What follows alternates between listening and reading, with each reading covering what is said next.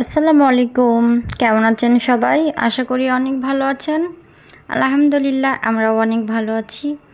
তো আজকে আরেকটা ভিডিও নিয়ে চলে এসেছি।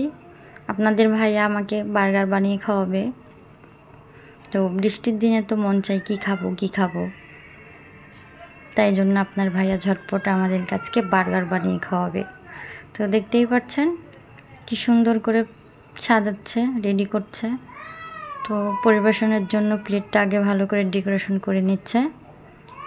তো লেবু কেটে কেটে সুন্দর করে প্লেটটা সাজাচ্ছে, দেখতে পাচ্ছেন।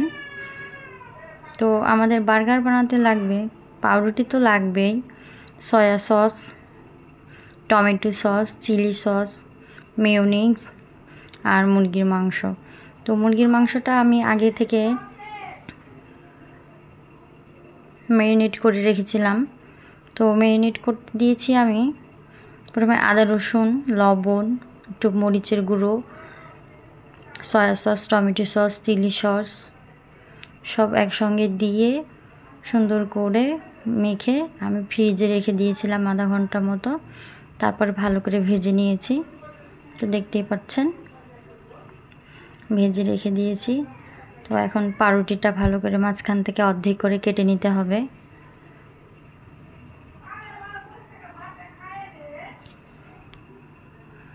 তো এখন মেয়োনিজটা পাউরুটির উপরে ভালোভাবে মিশিয়ে নিব। দেখতেই পাচ্ছেন কিভাবে মিশাচ্ছে।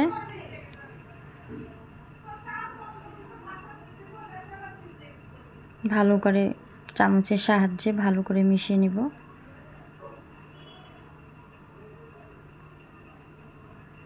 তারপর আমি এখানে আরেকটা পাউরুটি নিয়ে নিব, ভালো করে কেটে নিচ্ছে। দেখতে পাচ্ছেন কেমনভাবে কাটছে।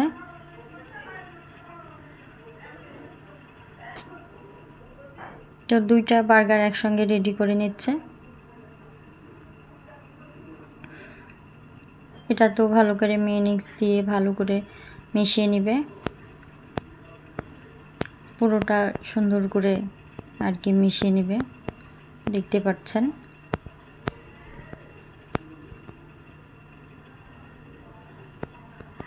তো মেশানো হয়ে গেছে, মেয়োনিজটাও হয়ে গেছে। এরপরে টমেটো সস দিয়ে দিবে। আসলে টমেটো সস তো অনেক টেস্টি, সবাই খেতে পছন্দ করে, আমার তো খুবই ভালো লাগে। আমি প্রায় সব খাবারের সাথেই টমেটো সসটা খাই। কার কার টমেটো সস খেতে ভালো লাগে অবশ্যই কমেন্ট করে জানাবেন।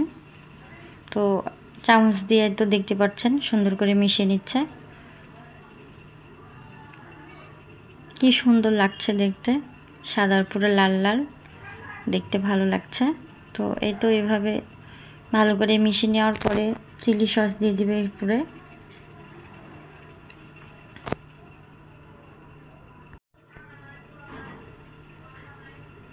তো চিলি সসটা দিয়ে আবার ভালো করে মিশিয়ে নেবে।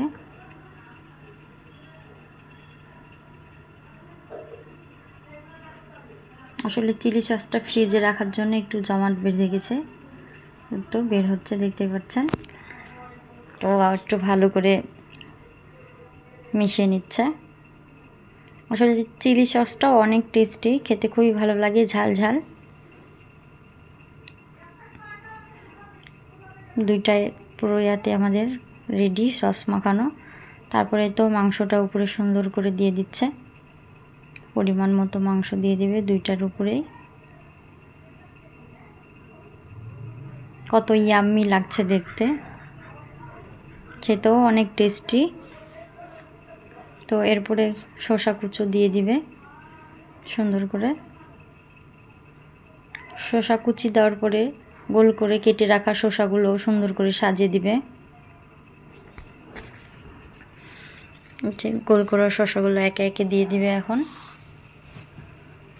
তো আরেকবার একটু সস দিয়ে দিচ্ছে উপর দিয়ে।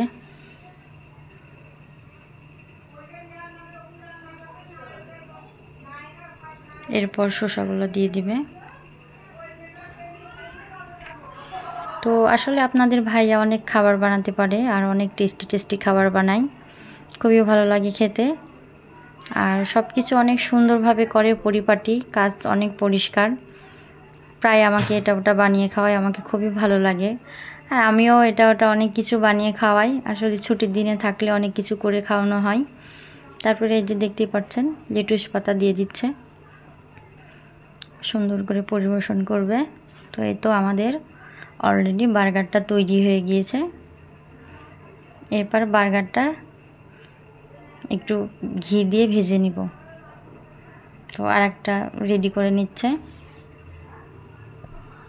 তো আমার ভিডিওতে যদি কোনো ভুল ত্রুটি হয়ে থাকে বা আমার কথার মাঝে যদি কোনো ভুল হয়ে থাকে তো অবশ্যই আপনারা ক্ষমা চোখে দেখবেন। আর আমার ভিডিওটা ভালো লাগলে অবশ্যই লাইক কমেন্ট শেয়ার করবেন। তারপরে এই তো আমি এটা ভেজে নিব সুন্দর করে চেপে চেপে, না ভালো করে ভাজতে হবে। এই পিঠ ওই পিঠ দুই পিঠই সুন্দর করে আমি একটু চামচ দিয়ে চেপে চেপে ভেজে নিব।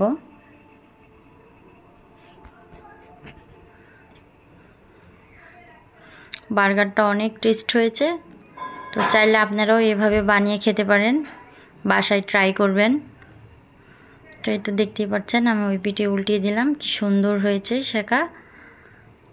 একটু চেপে চেপে সেঁকে নিব।